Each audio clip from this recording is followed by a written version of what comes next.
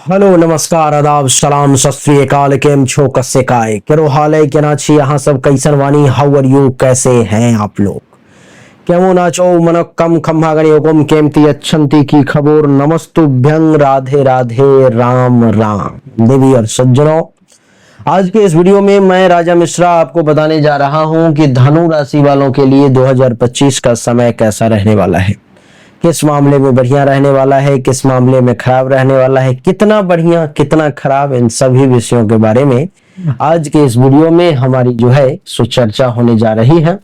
आप थोड़ा सा देख लें कि देवगुरु बृहस्पति जो है सो कुंडली के छठे भाव में विराजमान है, जो 14 मई से पहले तक ये छठे भाव में ही रहेंगे। 14 मई के बाद कुंडली के सप्तम भाव यानी कि मिथुन राशि में चले जाएंगे और 14 मई से 18 अक्टूबर तक यहाँ पर में मिथुन राशि में रहेंगे और 5 दिसंबर के बाद फिर मिथुन राशि में रहेंगे।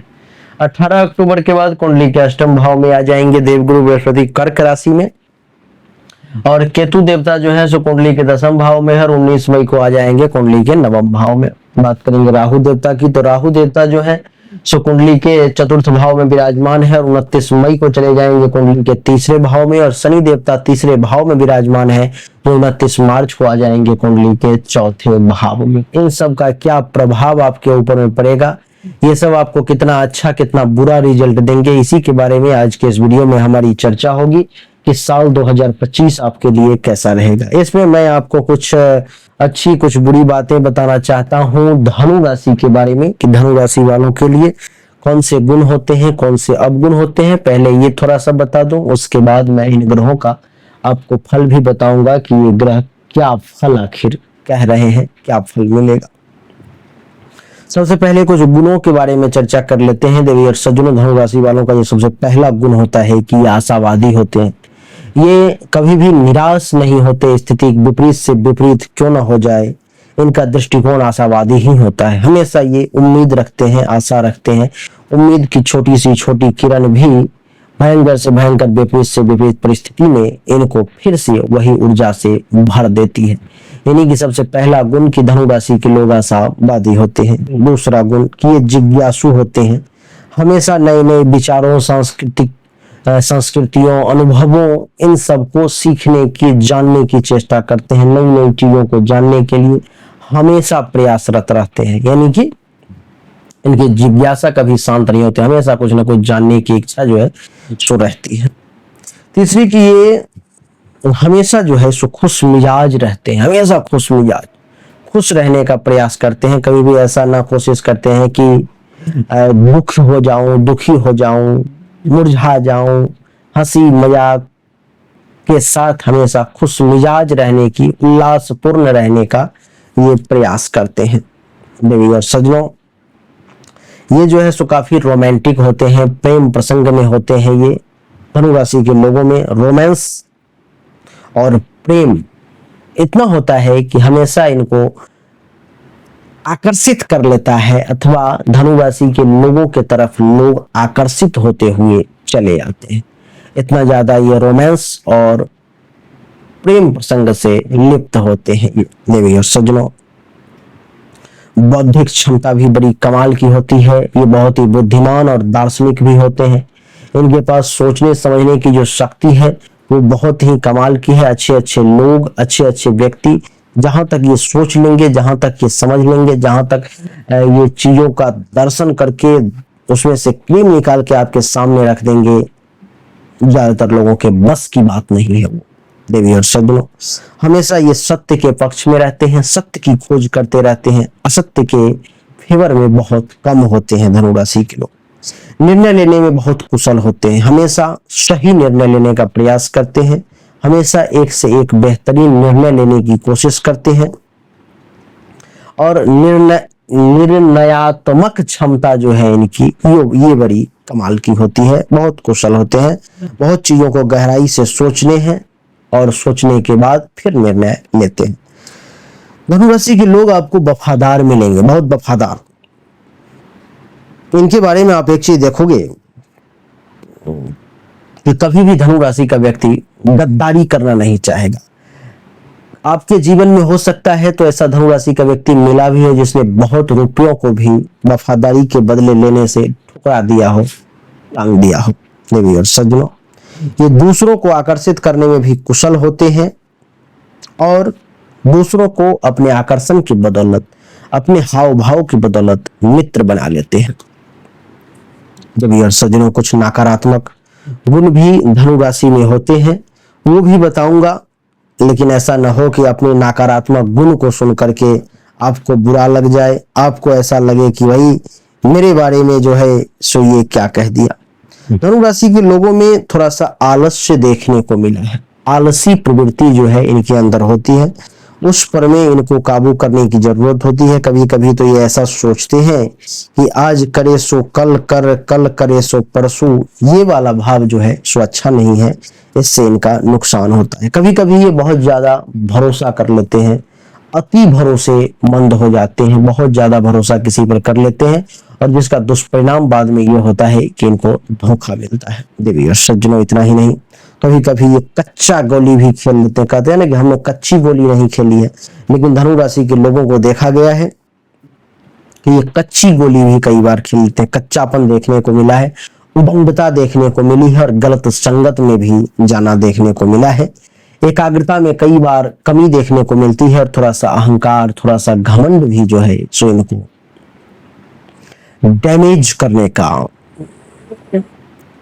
प्रयास करता है। अहंकार किसी को नहीं छोड़ा, जिसने अहंकार किया देवी और सज्जनों उसकी बर्बादी हुई, वो बच नहीं पाया। तो आपको जीवन में एक मंत्र, एक से एक गुण है आप में, अच्छी बात है, लेकिन एक मंत्र ये भी आपका होना चाहिए कि जीवन में सब कुछ करो लेकिन अहंकार ना करो, अहंकार सबसे बड़ा दुश्मन है। तो देवी और सज्जनों, ये कुछ गुण और अवगुण थे धनु राशि के बारे में जो हमने आपको बताने का प्रयास किया। उम्मीद करता हूं कि आपने कनेक्ट किया होगा, चीजों को समझा होगा। अगर आपको समझ में आया, अच्छा लगा तो कमेंट में जरूर बताएं। गुरुदेव, आपने जो गुण बताए हैं वो 80%, 90% अथवा पूरे 100% सही। धनु राशि वाले, आपके लिए एक मैं अच्छी चीजें बताना चाहता हूं कि अगर आप जीवन में मानसिक तौर पे ज्यादा परेशान है, या धन दौलत की विशेष समस्या है, या वैवाहिक जीवन की समस्या है, अथवा प्रेम प्रसंग में परेशानी है, या संतान को लेकर ज्यादा परेशान रहते हैं, या आमदनी नहीं हो पाता है, अथवा भाग्य का साथ बहुत कम मिल पाता है, अगर ऐसी स्थिति है तो आपको जरूरत है एक रत्न की जिसका नाम है सुनैला। ये सुनैला नाम के रत्न को आप जरूर धारण करें देवी और सज्जनों। ये सुनैला नाम का जो रत्न है ये आपके लिए चमत्कारिक साबित होगा। मात्र 5,000 रुपए कीमत है इसकी, और आपकी जितनी भी समस्याएं हमने बताई है, अगर ये समस्याएं आपके पास में है, इनमें से कुछ समस्याएं हैं जिसे आप झेल रहे हो, इस रत्न को धारण करने मात्र से आपकी ज्यादातर समस्याएं जो हैं सो दूर हो जाएंगी देवी और सज्जनों।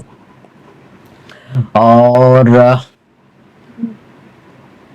अगर आपको चाहिए तो सामने दिए गए व्हाट्सएप नंबर पर मैसेज करके धारण करें। और आपके कुंडली के अगर 6ठे, 8वें और 12वें भाव में अगर गुरु है तो इसे धारण ना करें, आपके लिए ठीक नहीं होगा। वैसे कुंडली की जांच करवा करके धारण करेंगे तो ज्यादा अच्छा रहेगा।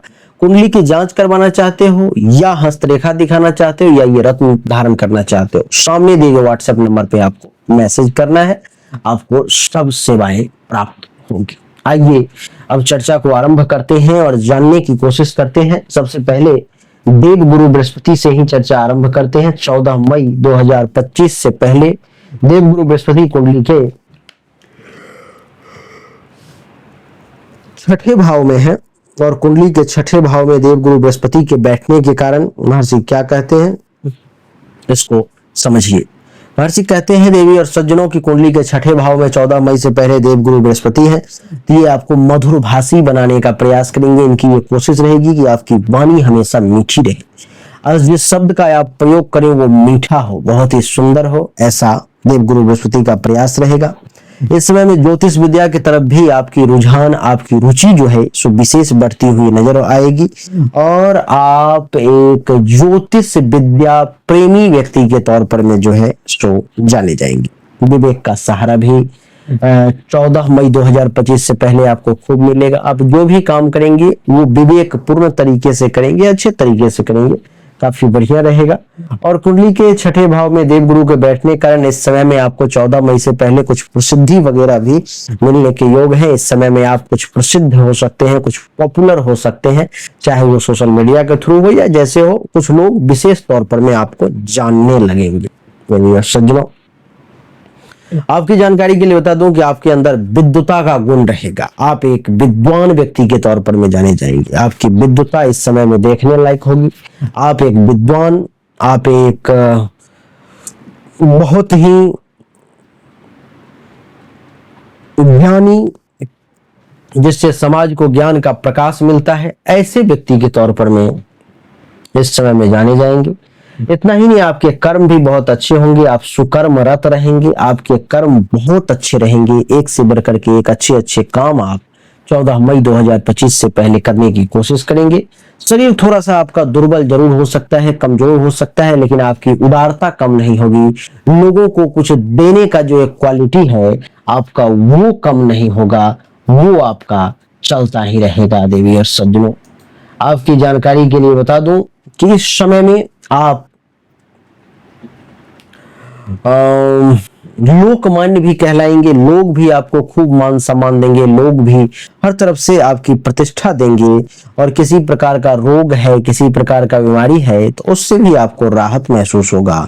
और आप एक प्रतापी व्यक्ति के तौर पर में जाने जाएंगे। आपका प्रताप जो है इस समय में देखने लायक होगा। देवी सज्जनों, ये तो बात हुई कुंडली के छठे भाव में देवगुरु के बैठने की। लेकिन छठे भाव से जब देवगुरु कुंडली के सप्तम भाव में जाएंगे, जो 14 मई के बाद और 18 अक्टूबर से पहले रहेंगे यहाँ पर में, और 5 दिसंबर के बाद रहेंगे, तो क्या प्रभाव होगा, आपको क्या प्रभाव सप्तम भाव में आने के कारण मिलेगा, उसको भी श्रवण करें। सप्तम भाव में जब देवगुरु बृहस्पति जब तक विराजमान रहेंगे 14 मई से 18 अक्टूबर के बीच में और 5 दिसंबर के बाद, तो आपको भाग्य का खूब साथ मिलेगा। इस समय में आपका ज्यादातर काम जो है सो भाग्य भरोसे होता हुआ चला जाएगा। भाग्य भरोसे बहुत सारे काम जो है सो आपके हो जाएंगे, आपको पता भी नहीं लगेगा। आपको लगेगा किसी आपके अच्छे कर्मों का फल है, कैसे हो गया आप समझ ही नहीं पाएंगे, और आपका काम जो है सो हो जाएगा। इतना ही नहीं, कुंडली के सप्तम भाव में देवगुरु के बैठने के कारण विद्वता में और चार चांद लगेगा। हर तरफ एक ही नारा, एक ही चीजें रहेंगी कि वो जो व्यक्ति है सो काफी विद्वान है, जो धनु राशि का व्यक्ति है। देवी और सज्जनों, इस समय में आपके वक्तव्य पावर भी बड़े कमाल के रहेंगे। आप एक अच्छे वक्ता के तौर पर में, आप एक अच्छे बोलने वाले व्यक्ति के तौर पर में जो है सो जाने जाएंगे। इतना ही नहीं, इस समय में अगर कोई चुनाव वगैरह होने वाला है 18 मई के बाद, तो देवी और सज्जनों, आपको उस चुनाव में भी भाग लेने का अवसर जो है सो प्राप्त हो सकता है। आप उस चुनाव को भी जीत सकते हैं, ऐसा मौका जो है सो आपको मिल सकता है। अगर होने वाला है तो आप जरूर उसमें पार्टिसिपेट करें। एक बार कुंडली की भी जांच करवा लें, आपकी विजय जरूर होगी। इतना ही नहीं, कुंडली के सप्तम भाव में देवगुरु के बैठने के कारण इस समय में आपके अंदर नम्रता का भाव देखने को मिलेगा। आप काफी विनम्र व्यक्ति के तौर पर में जाने जाएंगे, और आपकी विनम्रता का क्या कहना, हर कोई आपका दीवाना हो जाएगा। देवी और सज्जनों, इस समय में ज्योतिष विद्या की तरफ आपका बहुत अच्छा रुझान रहेगा, और आप एक धैर्यवान व्यक्ति के तौर पर में जाने जाएंगे। आपका धैर्य बहुत अच्छा रहेगा, और इस समय में आपके मन में 18 मई से लेकर 14 मई से लेकर 18 अक्टूबर के बीच में और 5 दिसंबर के बाद अपने जन्म धरती, अपने जन्मभूमि, अपने मातृ स्थान को छोड़ करके कहीं जाने की इच्छा जो है आपके मन में जागृत हो सकती है। देवी और सज्जनों, आपकी जानकारी के लिए बता दूं कि कुंडली के सप्तम भाव में देवगुरु के बैठने के कारण इस समय में आप एक चीज और देखेंगे। क्या देखेंगे? कि आपकी सुंदरता बढ़ती जा रही है। आपके सुंदरता में चार चांद लगता जा रहा है। महिलाओं का प्रेम आपके तरफ बढ़ता चला जाएगा। अगर आप महिला हैं तो पुरुषों का प्रेम बढ़ता चला जाएगा। एक चीज का आपको विशेष ध्यान रखना है। आप कहेंगे क्या? तो वो चीज है कि आपका एक्स्ट्रा मैरिटल अफेयर ना हो, क्योंकि इस समय में पर पुरुष अथवा पर स्त्री के साथ आपके संबंध बनने के योग जो है सो नजर आ रहे हैं। तो बड़ा ध्यान और सावधानी से आपको चलना पड़ेगा। 18 अक्टूबर से जब देवगुरु बृहस्पति कुंडली के अष्टम भाव में देवी और सज्जनों आ जाएंगे और 5 दिसंबर तक रहेंगे, तो क्या होगा? तो इस समय में महर्षि कहते हैं कि कुंडली के अष्टम भाव में देव गुरु के बैठने के कारण आपके जीवन पर अगर किसी प्रकार का कोई संकट आने वाला है तो वो टल जाएगा। इस समय में देवगुरु बृहस्पति आपके जीवन की रक्षा कर लेंगे। आप एक शील संपन्न व्यक्ति के तौर पर में जाने जाएंगे। आपका शील, स्वभाव, चरित्र जो है तो बहुत अच्छा रहेगा। इतना ही नहीं, इस समय में आप सुखी भी कहलाएंगे। आपका जीवन काफी सुखमय रहेगा, शांत प्रकृति वाले रहेंगे और भाषा आपकी बहुत मीठी रहेगी। देवी और सज्जन, विवेक का सहारा मिलेगा, विवेकी कहलाएंगे। अगर आप राइटर वगैरह हैं, किताब वगैरह अगर लिखते हैं तो उस मामले में भी आपका समय बढ़िया रहेगा। आप राइटिंग बहुत अच्छा कर पाएंगे। और इतना ही नहीं, आपकी जानकारी के लिए बता दो, कुछ आप ऐसे कर्म करेंगे, कुछ आप ऐसे काम करेंगे जो अपने कुल खानदान के लिए आप कुल दीपक कहलाएंगे, वंश लोचन कहलाएंगे। आप अपने वंश को डूबे हुए अंधेरे से उबारने वाला आप दिया कहलाएंगे। देवी और सज्जनों, इतना ही नहीं, ज्योतिष विद्या की तरफ आपका खूब प्रेम होगा, लेकिन किसी विषय, वस्तु, व्यक्ति की तरफ आपका लोभ हो सकता है, उस पर में थोड़ा सा काबू करें। गुप्त रोग के रोगी थोड़ा सा सावधान रहें। वैसे आपको दोस्तों से और जो भी जान पहचान के लोग हैं उन लोगों से थोड़ा सा सावधानी बरतना चाहिए, खास करके धन के मामले में, क्योंकि उन लोगों के कारण आपका पैसा जो है सो नुकसान में जा सकता है, आपका पैसा डूब सकता है, तो सावधान हो जाए।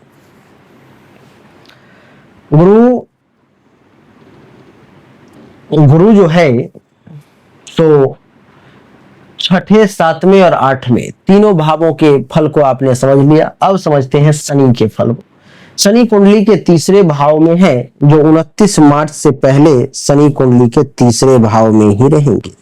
तीसरे भाव में शनि के रहने के कारण 29 मार्च से पहले ये आपके हेल्थ वाइज इशू को नाश करने का प्रयास करेंगे। आपके जो शारीरिक तौर पर में किसी प्रकार का रोग है तो शनि की ऐसी कोशिश रहेगी कि उन रोगों का निवारण हो, उन रोगों का नाश हो। आपके योग के तरफ रुझान बढ़ेंगे। शनि भी आपकी गिनती विद्वान व्यक्ति में करवाएगा। आप एक अच्छे कार्यकर्ता के तौर पर में जाने जाएंगे। आपकी चतुरता भी इस समय में चर्चा में होगी और शत्रुहंता योग भी बनाएगा, भाग्य का साथ भी दिलवाएगा शनि। लेकिन मन में थोड़ी सी चंचलता जो है सो इस समय में देखने को शनि के कारण मिल सकती है। 29 मार्च के बाद यही शनि कुंडली के चौथे भाव में मीन राशि में आ जाएंगे। कुंडली के चौथे भाव में देवी और सज्जनों, मीन राशि में शनि के आने के कारण शरीर में थोड़ी सी बल की कमी का एहसास होगा। पूरा करने की कोशिश करें। ऐसा कोई भी काम ना करें जिसमें थोड़ा सा भी मन में शंका हो कि आपके ऊपर में एलिगेशन लगाया जा सकता है। देवी और सज्जनों, गुस्से पर काबू रखें, छल कपट प्रपंच से दूर रहें। भाग्य का साथ मिलेगा और न्यूट्रल बने रहें, किसी से ज्यादा लेना ना किसी का ज्यादा देना, ऐसे भाव को रखें। राहु की अगर बात करें देवी और सज्जनों, तो राहु देवता जो हैं सो कुंडली के तीसरे भाव में और चौथे भाव में है। यानी कि चौथे भाव में 29 मई से पहले तक है, तो चौथे भाव में 29 मई से पहले तक राहु के बैठने के कारण महर्षि कहते हैं कि इस समय आपको संतोष बहुत कम होगा और संतोषी राहु बना करके रखेगा और कुछ पेट से संबंधित परेशानी भी आपको दे सकता है। झूठ वगैरह ज्यादा बोलेंगे आप। 29 मार्च के बाद जब राहु कुंडली के तीसरे भाव में आ जाएगा तो ये जो है सो आपके शरीर में बल की प्राप्ति करवाएगा, विद्वान में गिनती करवाएगा, योगाभ्यासी बनाएगा और पराक्रम में कुछ कमी महसूस होगी। केतु की अगर बात करूं तो 29 मई से पहले केतु कुंडली के 10वें भाव में है, तो केतु का कुंडली का 10वें भाव में होना आपको बिना मतलब का परिश्रम ज्यादा करवाएगा और अहंकारी भी बना देगा। और यहां से केतु जब कुंडली के 9वें भाव में आ जाएंगे 29 मई को देवी और सज्जनों, तो क्या होगा, तो ये सुख का अभिलाषी बनाएगा लेकिन परिश्रम फिर भी ज्यादा करवाएगा और कहीं से आपके ऊपर में एलिगेशन वगैरह, अपयश वगैरह भी लगा सकता है। तो कुछ इस प्रकार के धनु राशि वालों के लिए 2025 का राशिफल है, जिसमें हमने बिना कुछ छुपाए हुए सब कुछ आपके सामने में रखने की कोशिश की है, सब कुछ आपको बताने का प्रयास किया है। अच्छा जो था वो भी, बुरा जो था वो भी। उम्मीद करता हूं कि ये छोटा सा वीडियो आपको अच्छा लगा होगा, पसंद आया होगा। अगर आपको अच्छा लगा, पसंद आया, इस वीडियो को लाइक करें, शेयर करें, चैनल को सब्सक्राइब करके इसके बेल आइकन के बटन को दबाएं। एक बार फिर से आप सभी का बहुत बहुत धन्यवाद। Thank you so much. जय हिंद, वंदे मातरम। बोलिए राधे राधे, राम राम।